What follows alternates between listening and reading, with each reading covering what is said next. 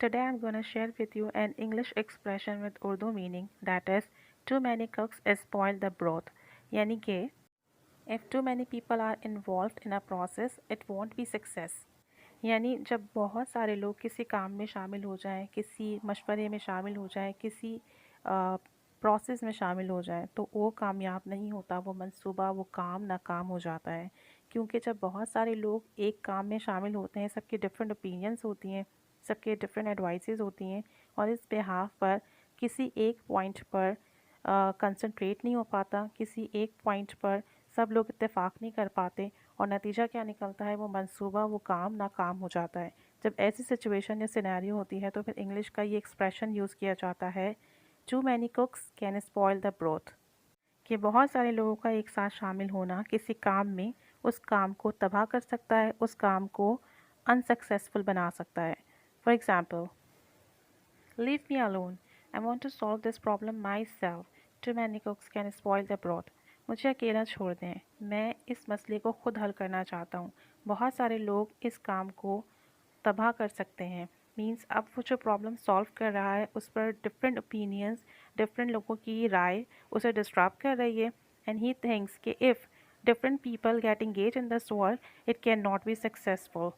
सो इसलिए यहाँ यूज़ किया गया है too many cooks can spoil the broth, यानी वो अकेले इस मसले को हल करना चाहता है, दूसरे लोग उसका ये काम ख़राब कर सकते हैं। Another example is there were too many architects involved in the project and it failed. It's true.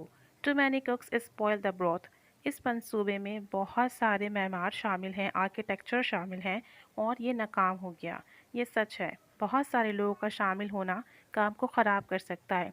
अब किसी मंसूबे पर काम हो रहा है, डिफरेंट आर्किटेक्चर्स हैं, सबके अपने प्लान्स हैं, सबके अपने पॉइंट ऑफ व्यूज़ हैं, तो इस वजह से किसी एक राय पर मुत्तफिक नहीं हो पाए और वो मंसूबा उनका फेल्ड हो गया, just because of many people involve in one project or in one work.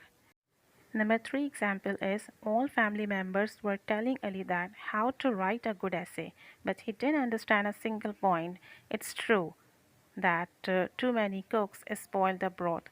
घर के तमाम अफराद अली को बता रहे हैं कि एक अच्छा मजमून कैसे लिखा जाता है, लेकिन वो एक नुक्ता एक पॉइंट भी नहीं समझ सका क्योंकि सब लोगों की डिफरेंट राय मिक्सअप हो गई और उसके लिए समझना मुश्किल हो गया कि क्या पहले लिखे क्या बाद में लिखे, क्या स्किप करे, क्या पहले लिखे क्या बाद में लिखे।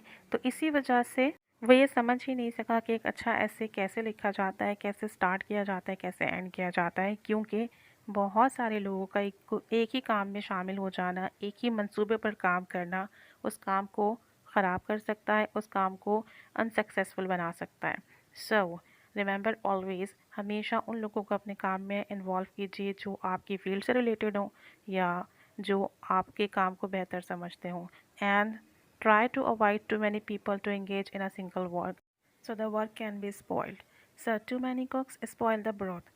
Keep learning English, keep staying with us, and of course, thanks for watching.